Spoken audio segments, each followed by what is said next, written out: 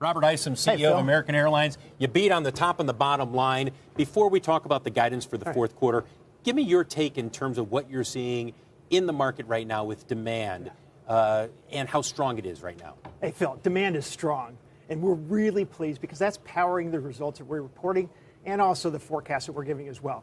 But you know what? It goes back to the couple of things we talked about long ago, which is we want to be reliable and we want to be profitable. And I'll tell you what, it's taken us a little bit longer than I'd like to get back to reliability, but we're on that track and I'm really positive about it.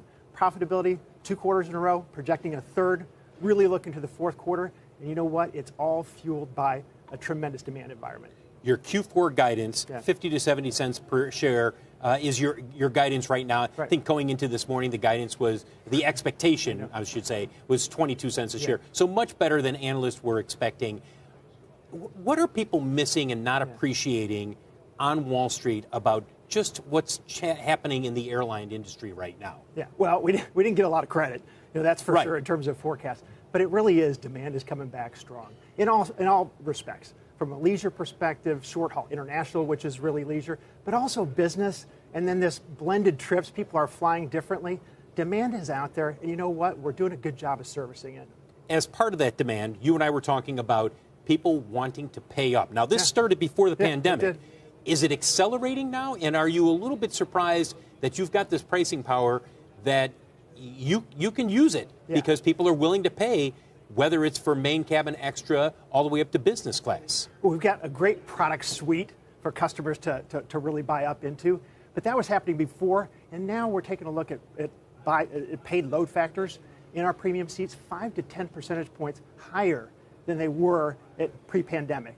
It shows you that customers want to treat themselves, that they're willing to do things, and we're giving them a product that they're willing to pay for. But does that continue if there's a recession? At some point, people say, wait a second, I'm paying how much more for a few extra inches and to get on a little earlier? Yeah, well, I'll tell you what, there's demand that's out there. If you take a look at where we are now, we're only back 90% of where we were in 2019. It tells you that we have not grown as much as the economy.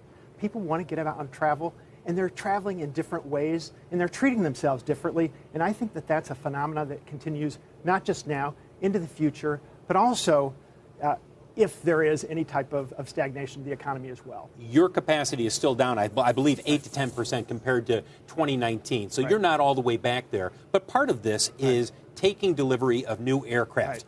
You know the challenges that Boeing and Airbus are both facing right now. Are you frustrated that you can't get more new aircraft quicker? Boeing and Airbus have been good partners. We need them to be great. We really do. We depend on them for our livelihood. And you know what? I'm confident that the leadership at both Boeing and Airbus are going to get back on track. What I'll tell you is we're now taking deliveries of 787s and also the MAXs. The product that we're getting off the line is really, really nice. It's servicing our needs. Our customers enjoy it. We've got to make sure that that's just the case in terms of product quality, but also in terms of when they deliver aircraft. They got to be on time. Andrew's got a question, but I don't want to belabor this, but you say they've got to be great. What would you do differently? Well, you know if you're Dave Calhoun and you were sitting down with him, what would you say to him to do differently? The supply chain is the supply chain. Supply chain is the supply chain, but you've got to build an enterprise to make sure that it services what you've committed to. I know that they're going to do it. They've got to catch up. Just like we've all had to rebound out of the pandemic, they'll do the same. Shepard Smith here. Thanks for watching CNBC on YouTube.